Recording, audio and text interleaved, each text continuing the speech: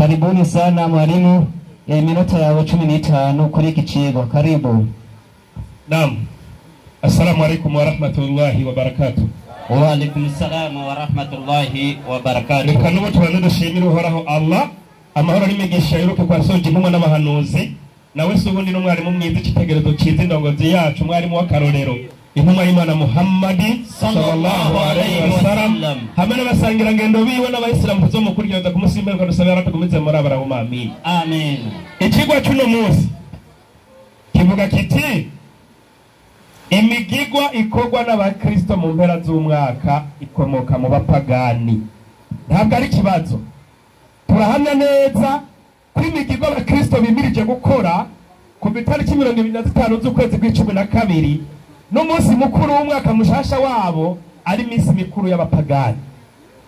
Kweli ari iminsi mikuru y'abapagani. Kubera ko ari iminsi mikuru y'abapagani, abakristo baragiye ngaho baraduhenda, batwemeza yuko Yesu yavutse itariki 25 z'ukwezi kwa12. Baca badukunyoma batubwira bati twatanguye guharura kuva Yesu agize gute avutse. Bagaca batubwira bati uno munsi turi mu mwaka w'ibihumbi 2023.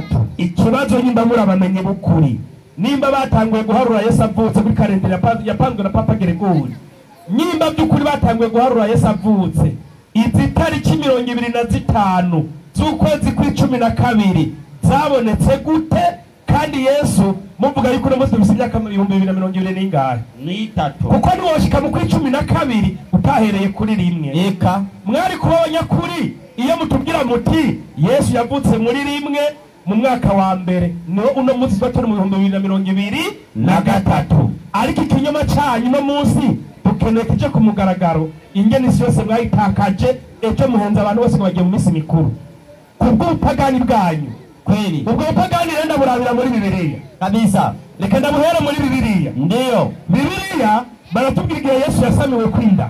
kweli Itariki ukwezi Mariya Gaburiyeli yagiriye kuri we. Uriya ni profeseri. Tugende nk'abantu b'abasomyi. Luka 1:26. inyandiko igira iti igira ngo iki? kandi mu kwezi kwa gatandatu umumarayika Gaburiyeli atumwa n'Imana mu gisagara cy'i Galilaya cyitwa Nazareti, ku nkomiko we n'umugabo yitwa Yosefu wo mu nzu ya Dawudi. Reka itariki iboneka Gaburiyeli yagiriye kwa Mariya ngo hari mu kwezi kwa kangahe? Kwa gatandatu. Aho hari itariki irimo agenda kumubwira ati Saminda uzobyara umwana w'iki? W'umuhungu. Ikibazo sasa ko yagiye mu kwa gatandatu mu kwa12 umwana bageze ko avuka. Eka nimba Yesu yaciye avuka mu kwa12 yaraga prematire, baramubundikiriye. Nimba baramubundikiriye kugira beho, yabundikiriye mu bitaro byitwa Nihe. Ninde yamubundikiriye kugira akure? Kuko nta mwana w'amezi 6 yoba. Siko bimeze? kweli Iyo Imana uko yaremye abantu nuko biri wo nabaho. Sasa ikibazo rero iyo tariki mwayikohenye batari ubupagani kabisa. Korani mwarimu. Ndiyo, Korani kangahe? ni muri surati Tauba. Yego, nukuvuga paji ya 342. isomye nyandiko Inasema ivuga ngo iki? Kristo katika nyayo za upagani. Ati ubukristo mu gihe cy'ubupagani, yani ntunzanira ubukristo uzanye ubukristo unzaniye ubupagani. Mila za dini hiyo ya kipagani ndera ibitabo byose birabyemeza ko ubukristo ari ubupagani. Ushima n'ubupagani Biblia Katolika ya Imprimanto Matendo ya Mitume 11:25. Ubwo ubukristo rero no munsi buzaniye iminsi mikuru inkomoko yabwo ubupagani. Yesu yavuye ku isi nta bukristo buhari. Kweli kabisa. Yesu yavuye ku isi nta bukristo buhari. Ubukristo bwagiye gukorwa inyuma ya Yesu buzanywe n'ubupagani yitwa Paulo n'uwitwa Baranaba. Gisagara ca Antiokia. Yesu yibereye mu ijuru. Somero ndakomanda ibibutse. Yasema avuga ngo iki? wa Kristo maana yake wafuasi wa Kristo biyitangwa n'abantu bakurikiye Kristo. Hilo ibyo ni jina la kupangwa, ni izina bipangiye walilolitumia wapagani wa Antiokia. Yakoreshwa n'abapagani bo muri Antiokia. Yani uvuze ngo uri umukristo uri umupagani wo muri Antiokia. Rero ni iminsi mikuru yabo yose ni iminsi mikuru y'ubupaga ni kuko ni dini ryabo n'ubupaga ni akarorero. Reka nibariza abasenyeri ni ibyo mvuze canke sivyo? Turariye gitabo mwarimu afise hajya urupapuro rwa 33. Mbega ubukristo n'ubupagani koko? twibariza abasenyeri bo babizi. Urupapuro rwa 33 ego inyandiko iragira iti igira kwiki aberanda uhuye n'abakristo uzavuga ngo mujyane umwengo ni mwene data abavukanye bita bene data saba nyene abakristo ba mbere bitazira batyo abo n'abasenyeri ati bitazira batyo izina abakristo ryatanguye kuvugwa muri Antiokiya. iryo ryahereye muri Antiokiya aho nta gupinga isi yose irabizi. mbere abakristo sibo barikoresha nta nuko ryakoresha wiyita abakristo mugabo bari abandi bantu kumbure bashatse gutuka abemeye Imana. uvuze ngo uri umukristo uriko uratuka abemeye iki Imana. nico gituma mbise mwari mavuze hano ijini ngo nishobora kwiyita ngo pasitori, nishobora kwita padiri, nishobora kwita nde anglikano cyangwa ko rivuye i Roma. kubera iki hanya ni kwa shetani. kweri ijini kiza kuzimiza uri mukuri kabisa. nico gituma n'umusuma agiye kwiba yambara impuzu z'igipolisi akita umupolisi kandi ari gisuma. kandi abapolisi ni beza. nagera icaziza gita shehe kuko jewe ugaragaza ati jewe shetani rirazi ko ritokumvikwa. nico gituma mu kuzimiza giyitagiza kugira ngo nkebeshiri hitana. kweri siko bimeze kabisa. nishobora kwita pasitori ko yaratimiye ni rafiki yake. kweri rero iryo dini ry'ubupagani ryahereye iyo nyene. komeza tubandanye.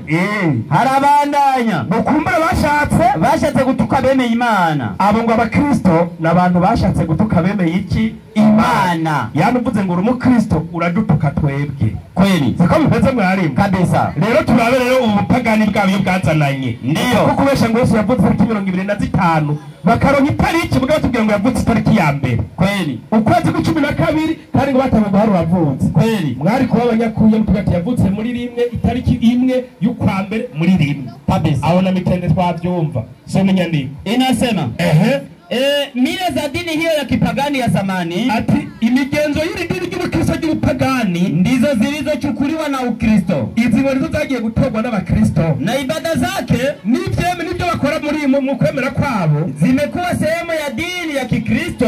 ibi bintu byavuye mu bupagani nibyo byagiye kwinjizwa mu idini ry'ubukristo mpaka leo gushika none munsi. kwa mfano akarorero huyo Mitra, hari icyo bita Mitra, abantu basomye histoire barabizi. Ego alisadikiwa kuwa muamuzi mkubwa baina ya Mungu na watu. Nguyu ngo niwe yahuza Imana n'abantu. Nico gituma umukristo wese uno munsi uza kumva kubwiye ati Maria mwerandanye na w'Imana dusabire twebwe abononyi nabononyi koko. kweli aba baronona Imana bakayikibaza atari cyayo. ababononyi ni imikigo bagiye baraza bashiraho umuhuza hagati y'Imana n'iki n'abantu. ira niyo shiriki ubupagano buhakanyi. Ego naendelea. Huyo Mitra alizaliwa katika mpango tarehe 25 Desemba. N'uyu nyene yavuze itariki 25 z'ukwezi kw'icumi na kangahe na kabiri. uyu munsi nyene bagiye guhimbaza ngo Yesu yavutse. bandanya alizaliwa na bikira, yabyawe n'umugore w'isugi, alisafiri sana. Alikuwa na wanafunzi 12. n'uyu Mitra yari afise abanyeshuri abigishwa 12 kujya bita Yesu. Alikufa, yarapfuye katika kuwatumikia watu. yapfuye ariko akorera abantu. Alizaliwa lakini ariko akafufuka, nawe ngo yarazutse toka kaburini. wavuye mu kaburi.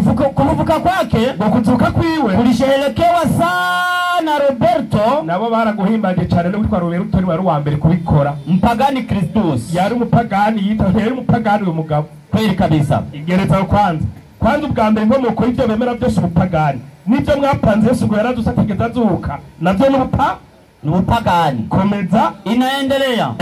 Maneno hayo ayo majambo yanadhihirishwa waziwazi, arerekanwa neza ya kuwa Ukristo ulio leo, ubukristo buruno munsi ni upagani uliokuwa kwa washenzi. ati ni ubupagani bwabaye ku bashenzi kuva kera, kwa washenzi wa zamani. uva mbere. Haya yote ibi byose yanahusiana na Wakatoliki. ibi byose birahurirana neza n'abakatolika, lakini dendera birahurirana n'abaki n'abakatolika. si sawa kweli. abakatolika uzabumva ati nemera Imana datarugira byose yaremye ijuru n'isi biboneka n'ibitabo n'ibitaboneka. kweli mu gisabisho cy'inama y'abatumwa aho yaba bageze harya tuba twemera kumwe, bagaca bagakaburi bwa upagani bwabo. nemera kandi umukamo umwe Yesu Kristo. kweli n'umuco uva ku muco, ni Imana nyakuri iva ku Mana y'ukuri. bafise Imana zingahe? zitatu. zibiri izo zibaye zibiri iya ni zibiri sinagera kuri mutima mweranda kweli izo zibaye singahe zibiri ubwo ni ubupagani kuko ibwirizwa rya mbere rivuga riti usenga imana yose uyikunde kuruta byose ariko ngoya hari imana ndatarugira byose ari ijuru risiboneka n'ibitaboneka nemera kandi umukama umwe Yesu Kristo ni umuco uva ku mucyo ni imana nyakuri iva ku mana y'ukuri ubwo ni ubupagani baca bagaruka bati nemera kandi mutima mutagatifu turamusenga tukamurinahaza kumwe na data na mwana ibwirizwa rya mbere gusenga imana yose uyikunde kuruta byose baca bati iryo twe ntibituraba na mutima mutagatifu turamusenga kandi tukanamuninahaza nabo nyene bazanye iyo minsi mikuru yose ikomoka mu pagani komeza lakini ariko kwa kuwa dini ya Waprotestanti abaproti nabo rendaje imewafikia toka mikononi ya hao ubuproti nabwo bwaje buzana na hanyere mwiri dini y'ubupagani ya hao kwa Wakatolike kwa kunye ko bakatolika nico gituma nabo nyozo sanga bagotora ko batije kwizina rya data ryamwa rya mpwemu yera twindi barakugura batijwe nabo nyene babatije ku bupaga ni Tanzania wale bupagani bambe nuko bimeze yani ubukristo bwose usanga wibereye mu bupaga niko bimeze imemlazimu sehemu ya upagani pia wao wameichukua kwa mfano akarorero sikukuu ya Christmas umunsi wo kuvuka wa Noheli umwe muhimbaza Dei Falha katika kitabu chake katika kitabu chake Life of Christ ameeleza Life of Christ yarasiguye ati ameeleza kwamba hakuna ushahidi unaodhihirika nta n'ubushahidi na bumwe nta n'icemezo na kimwe kihari kwa kufanya 25 Desemba ufatwa itariki 25 z'ukwicumi kuwa yuko kuwa siku aliyozaliwa Yesu ono munsi Yesu yavukiye kuri Biblia haisemi neno Biblia ni garivuga ijambo juu ya jambo hili ko Yesu yavutse itariki 25 banzu ndindire rero nimba Biblia idatangu itariki Yesu yavukiyeko kwari 25 mwebwe mu bihimbaza nimba atari ubupagani mwabitumwe nande kukigira shingiro mufusari Biblia kweli igitabo kibayoboye ni Biblia iyo nyandiko nyimba itabonetse muri Biblia muze kuva hano mutwe uti twebwe turi mu migenzo y'abapagani kuko uwo munsi w'ivuka rya Yesu ntawubaho muri Biblia siko bimeze kweli kuko muri Biblia nziba genda maze gusoma kuva mu itango y'ubusho byashire Yohana sindabona itariki 25 ukuvuka kwa Yesu nanje navyo ndabona si sawa kweli Yesu nta muntu numwe ati ngo yavutse ryari utoye implemento Biblia hajya bakore kwivuka rya Yesu ari kabaza kweli nta muntu numwe azivuka rya Yesu nimba mwarashinze iyo tariki yazananye mu bapaga ni aha nta makenga arimo sindaje mu mpera z'umwaka naho kuko umwanya ni muto kweli uje turaza kuri bonane nayo tunaendelea ingawa inaonyesha ya kwamba usiku huo wachungaji wa mifugo walikuwa pamoja na wanyama wao igereza ngo ni byinshi nitwabimara wegeza kwanza ukomanye ndabone kurasiga iminota 2 kweli kubera ko tuvuga yuko iyo minsi mikuru ari ubupagani iyi minsi mikuru yagiye ipangwa n'abarongozi b'amashengero aba ntabwo ari minsi mikuru yahawe intumwa n'Imana nimwe ukabura umunyakuri nyerekano Aburahamu yahimbaje bonani kweli ukabura umunyakuri nyerekano Dawidi yahimbaje Noheli kweli ukabura umunyakuri nyerekano Imana amabwirizwa Imana yahaye Mose yamubwiye ngo azahimbaza iminsi y'amavuka y'abantu kweli uko neza gukwereka ninagaruka mu gihe cyo guhimbaza anniversaire yose hapfa abantu kweli haba kuri Herodi bisha abantu kweli sawa kabisa akarorero Matayo 14:2 ubutumwa bwiza bwanditswe na Matayo ikigabane c'14 ivuka ryose ry'umwana uri bahimbaza n'ubupagani gusa kweli kabisa so inyandiko 14:2 naam inyandiko iragira iti abwira abagendanyi biwe atubone Yohana umubatizi yazutse mu bapfuye hera rimwe muri ico gihe umwami Herode yumva inkuru za Yesu abwira abagendanyi biwe atubone Yohana umubatizi yazutse mu bapfuye ico gituma ivyo bitangaza bikorerwa muri we kuko Herode yari yarafashe Yohana akagira gute akamuboha akamushyira mu iborero ubwa Herodiya muka Filipo mwene se, igereza Yohana gucibwa umutwe ariko anniversaire yande ya Herode. batambye bakaryoherwa, umukobwa musabye yamwemereye byose, amusaba umutwe wa Yohana umubatizi. wowe barakereye muri anniversaire. Iyo rero ni iminsi yo guhimbaza ivuka, iyo ni iminsi mikuru y'abapagani. Kweli n'umusilamu bazohamagara ngo dusangire ibya Noheli, umenye kugiye kubangikanya Imana ubwo n'ubuhakanyi, kandi ukabikorana akazi kawe uzogwa mu muriro. kweli. Salamu alaykum. Wa alaykum salam Wa alaykum salam wa rahmatullahi wa barakatuh. Shukrani sana mwalimu. Waislamu takbir. Allahu akbar, Takbir. Allahu akbar. La sulaha. Raha. Tunamshukuru sana mwalimu wetu. Ndibaza icigwa kiriko kiratahurika kandi caryoshe. Nimuombe mwenyekiti mwenza kichaa wa Yesu aje akamsimamishe mwalimu upande wake wa Kikristo. Karibu kichaa wa Yesu. Haleluya. Sisi hatuna comment. Naona mwalimu amejaribu, na mwalimu wa upande wa Kristo amemfuatilia vizuri. Acha aje afundishe. Haleluya. Waislamu takbir. Allah akbar. Waislamu takbir. Yesu akbar. Waishaelewa. Haleluya. Amen. Yesu ni Bwana.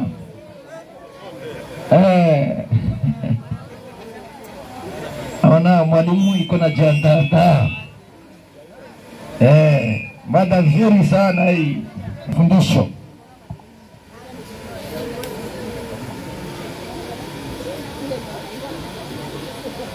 Haleluya. Amen. Twashimiye abayisilamu kuba kino kigwa batoye kivuga yuko ibyerekeye iminsi mikuru ikorwa n'abakristo ikomoka mu bapagani. Acavuga ati n'ubu turayimirije ku mpera y'umwaka n'itariki 25, ariko ijya tariki irangiza umwaka ndadusaba ko bakuru rya munsi mukuru n'abayisilamu barimo. Sinzi ko namwe muri abapagani n'abatari abakristo baragirane iyo minsi mikuru barayikora, ariko acagomba kubiduhanurira ko yuko twebwe turi abapagani, ariko by'ukuri twebwe abayisira abakristo tubaye abapagani. Mwe mwobabande kweli, mwoca mubabande, mwoca muba abapagani mpuzamakungu.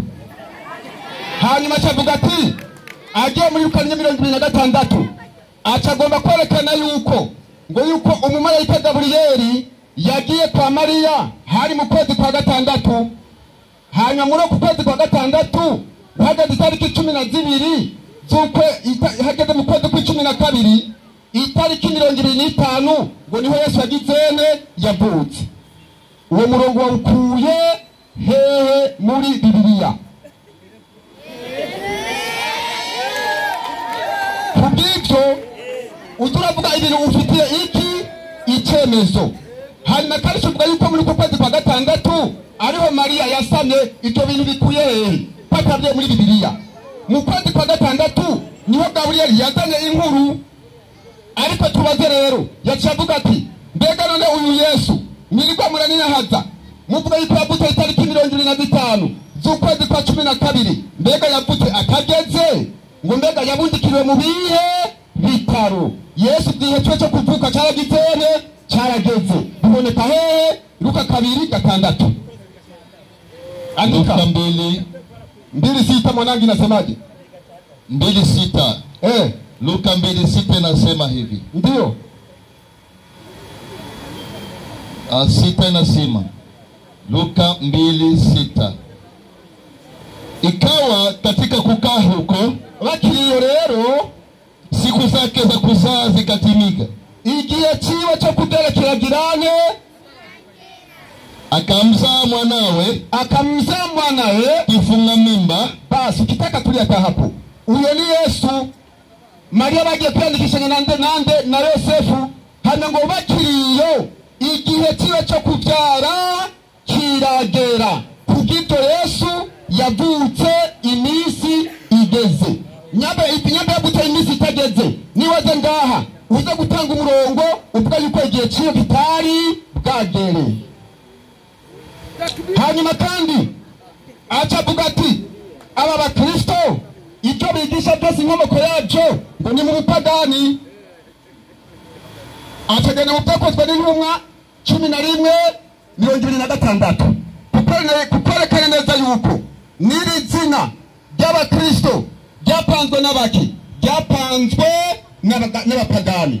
Reka nibeze Qur'an. Mbega by'ukuri iri zina ryapanzwe n'abapagani? 5:82 Qur'an. Qur'an 5:82. Ndio 5:82. Hapa tunakwenda taratibu tu pole pole. Tunafikisha 5:82. 5:82 nasema. 82 nasema.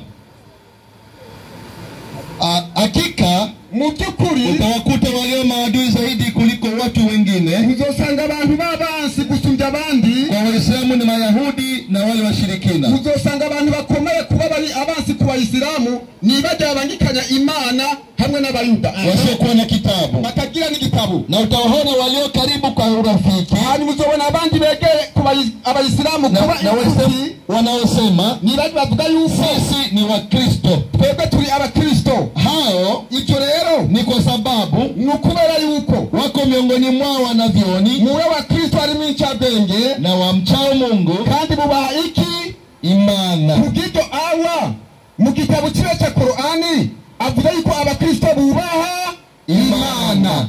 Nyambara aravuga yuko Abakristo bubaha Imana. Bega bubaha Imana kwa bayipanzwe n'abapagani. Hapo sasa Nyambara bapanzwe n'abapagani. Bisigwa yuko Allah yace yifatanya n'abapagani, acabona yuko ibyo abapagani bavutse aribyo atadanikana mu gitabo cyayo. Hapo sasa Hapo vipi sasa? wanafanya samla kuangalia chini. Ndamutse. Kubyuka rero twebwe Abakristo icyo kumenya n'igikero, icyo gutahura niki. Ubwo wadusomeye igitabo uvuga yuko Noeli cyane Christmas ari ukuvuka kwande kwa Yesu. Aho yuko ikigo wagizene wakirangije. Habi abanaguhanura. Kile kigabane batanga muri cyo gitabo bari kugitanga. Kuko uje kwemeranya nanje yuko ivuka rya Yesu bisigura ngo yuko ari inde ari Noeli cyane Christmas. Sawa ntugabyanyo. Kugito rero mbega mwebwe Abayisilamu murizera ko Yesu yavutse cyane nimemera ko yavutse? Nyamba yaravutse icyo murabyemera ndabizi kandi Qur'ani irabyemeza. Kandi natwe Abakristo turabyemeza ko Yesu yagizene, ko Yesu yavutse. Nyamba Yesu yavutse rero mbega irivuka giwe dukwiye kubigenza gute? Ntitugire umunsi mukuru cyane tugire umunsi mukuru. Kandi uwo munsi mukuru sina kitariki 25. None shaka ubunyene nogira uwo munsi mukuru nibutse ko ahari gihe kimwe umucunguzi yaje ngaha mu isi aje gukiza abantu. Haleluya. Ariko rero nyamye tariki tugirako yaremejwe tuyikorerako ndadakugwa impamvu. Ariko reka twende turabe rero irivuka rya Yesu mbega gifashe gute? Ni bande batamye kugira uwo munsi mukuru? Luka 2:8 mwananje. Luka 2:8 nasema hivi. Ndio 8 nasema na katika nchi ile muri ico gihugu walikuwako wachungaji kari abungere wakikaa makondeni na kulinda kundi lao za bari imbere mu gahinga baragiye ibitungwa byabo babicunze. Malaika wa Bwana akawatokea ghafla. Hanyuma umumarayika woraho abaseruka ko giturumbuka. Utukufu wa Bwana ukawaangalia pande zote. Hanyuma ubwiza bw'Imana bubakayanganira impande zose. Wakaingiwa na hofu kuu. Baca bagira ubwoba bukomeye. Malaika akawaambia, umumarayika arababwira ati msiogope, ntimutinye, kwa kuwa mimi kuko jewe nawaletea habari njema, ndabazaniye inkuru nziza ya furaha kuu y'umunezero ukomeye itakayokuwa kwa watu wote, uzoba ku bantu bose. Maana leo kubera ko uyu munsi katika mji wa Daudi mu gisagara cha Dawidi amezaliwa havutse kwa ajili yenu kubwanyu Mwokozi, umukiza, ndiye Kristo Bwana. ariwe Kristo umwami. Bandanya. Na hii ndiyo ishara kwenu. Iki nicyo kimenyetso iwanyu. Mtakuta mtoto mchanga, mudagusanga umwana w'uruhinja amevikwa nguo za kitoto, yambitswe impuzu z'uruyoya, amelala katika hori ya kulia ng'ombe, aryamitswe mu bwato buriramwo inka. Mara walikuwapo pamoja na huyo malaika, aho muri uwo mwanya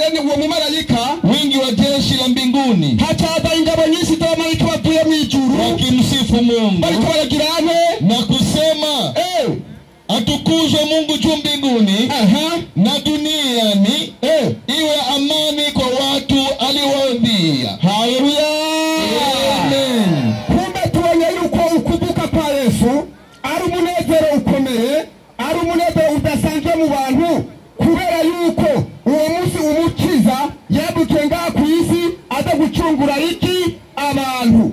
Muri uwo mwanya nyene umumarayika akivuga hataza izindi ngabo nyinshi z'abamarayika bavuye mu ijuru baza guhimbaza nde? Imana. Kubw'ibyo ukuvuka kwa Yesu ni umunezero ukomeye dukwiye guhimbaza, tugatazira Imana, tukayishemagiza. Kubera iki? Iki gikorwa cyatangujwe n'abamarayika. Yes. Byabirantangaza rero kubona abayisilamu badashaka kwifatanya n'abamarayika bahimbaze Yesu. Iyi si ingorane yemwe. Ingorane kahise. Inna lillahi. June. Aba bari kubaciye ku binande n'abamarayika b'Imana. Kubera iki? Abamarayika baje barahimbaza baratazira kuko umukiza yavutse. Natwe abakristo turahimbaza turatazira kuko umukiza agitene yavutse. Ni ngombwa twamwe twibuka uwo munsi. Wo vipi? Yes. Wo vipi? Unajaelewa? Wanaelewa polepole. Tulia mwanangu. Kubito lero kubariki uyu munsi mbega uhari batubwiye yuko ngo ico kigoma cyitwa mitra cyarabutse cyari gifite abigishwa biwe hanyuma kirapfa hanyuma kirazuka. Ito ni gipagani sawa. Ito biriko birakorwa rero ariko ku ruhande rwacu turizera neza ko Yesu yapferegirane arazuka. Bibiliya byemeza na Qur'ani irabyemeza. Kubariki rero tuba umunsi twawisemo Matayo 18:19 nanandi. Matayo 18:19. Ndio. 18:19 anasema hivi. 19 inasema, Biblia inasema, tena kandi nawaambia, ndababwiye ya kama wawili wenu babiri muri mwebwe watakapopatana duniani nibamanya ko bari ngakusiba gahuriza ku kintu kimwe katika jambo lolote mu kintu icyo ari cyo cyose watakaloambia icyo bazohitamwo watafanyiwa na Baba yenu aliye mbinguni. Icyo kintu nibagihitamwo ari abantu babiri ngaha ku isi cyangwa batatu bakacemeranya na Data wo mu ijuru azogirane azogishita. Kubera iki? Iyi tariki rero nyamba yashitweho nuko yumvikanywe ko n'abantu b'Imana babiga ngo bayiko bagirane bakuta ijya mico y'iki y'igipagani. Twebwe uwo munsi rero w'itariki 25 z'ukwezi kwa12 bituriko turahimbaza kijya kigomana cyabutse. Oya, kubera iki? Umunsi umwe urashobora kubera ko ibintu bitandukanye. Yes. Sawa. Kubera iki? Ndagiye uko nawe utahagiye ugeta mudu washaka kuvuga nawe utamuputse. Reka tsinda mihoza ntacu mugabo nakundi. Niwe yapita ku tariki zingahe? 25 z'ukwezi kwa12. Sawa. Niwe tubadi kibazo rero. Mbega muri uko kwezi niyo tariki uyo mwana tamuzi wenyere gusa niwe yavutse. Tabutari umwana umwe n'abandi bana bavutse. Kugira umunsi urashobora kuberamo ibintu bigirane bitandukanye. Uyu munsi w'itariki 25 hari undi muntu agira umunsi mikuru yibuka umunsi yarongoye, hari undi agira umunsi mukuru itariki 25 igihe aheza amashure. Ni ukuvuga biba mu bintu bitandukanye byabereye ku munsi umwe. Nyamba twebwe abakristo tugira uwo munsi mukuru wo kuninahaza Yesu nibisiguye ko turiko tunata uja munsi w'iki w'igipagani. Apana. Yes. Akarorero genda muri Qur'ani 2:158. Qur'ani 2:158. Usanga muri 34 Qur'ani haratubwira yuko abakoreshi hatubwira yuko abakoreshi aribo bari baganjende Al-Kaaba. Igihe kimwe Muhammadi abo bakoreshi baramutiriye baramubuza ati ubu rero we ntushobora kugaruka kandi kugira amasengesho muri iki kibanza. Kubera iki? Ni twebwe tukiganje. Ariko Muhammadi amaze kwigarurira Imaka cyagenze gute? 2:158 mwana genda kusigura kubera umwana 158 mfafanuzi yake. Kubera umwana majabali hayo ati iyo misozi rero kabla ya Uislamu ilikuwa yamekuwako juu yake masanamu. Iyo misozi rero ibisha bitanga bibiri imbere yuko Uislamu buza byari kwigirwamana byose. Na makafiri wakiabudu kandi abapagani nibo bagera iyo migigo bagenda gusengera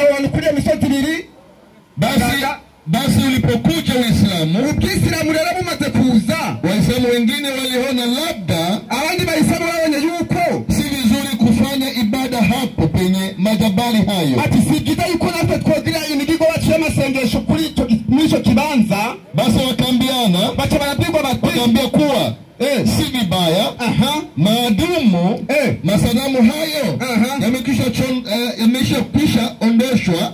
Tuyata hapo kugita imbere yuko ubwisilamu buza alikaba hariya imaka yariganzwe n'abapagani, kandi buri mwaka bahora bagira urugendo rweranda bagiye hariya imaka nkuko abayisilamu ba kino gihe babikora. Iyo misozi ibiri yari kubigirwamana kandi yari yude kubigirwamana. Hariho nani Safa na Marwa. Okay, Safa na Marwa. Iyo misozi ngahe ibiri ni misozi yude kubigirwamana, kandi abapagani baba mu mihingo itandukanye y'isi bagenda kugira ingendo nyeranda. Ariko uyu munsi abayisilamu nabo bamaze kwigarura ico kibanza. Ujya musigiti nyene wari w'abapagani, uno munsi abayisilamu nibo basengeramwo. Iyo misozi nyene ibiri Safa na Marwa bari kubigirwamana niyo ngingo n'abayisilamu. Iyo bagiye hariya imaka kugira urugendo rweranda bagenda kugira imigirwa aho nyene kuri iyo misozi ibiri yakorerwa ko niki n'abapagani. Tutakibadeye tuti kubera ko abayisilamu bariko barakora imigirwa yakozwe n'abayisilamu cyangwa yakorewe mu minsi abayisilamu bakoreramo, namwe muri abapagani. Eja mukora amasengesho yanyu namwe yakora kuri ico gihe, namwe yakora kuri iyo tariki, ariko bitandukanye n'iki n'abapagani. Kubwije umwami Yesu bahedagire mumizere muri ubugingo budashira. Wataelewa. Amen. Amen. Ubarikiwe sana mwalimu. Naona Waislamu wameelewa kabisa, wamekaa kimya, wamefundishwa. Kisha mkutano uko na kilo 2 ya nyama ya nguruwe, nitakununulia kabisa. Nasikia umenibariki.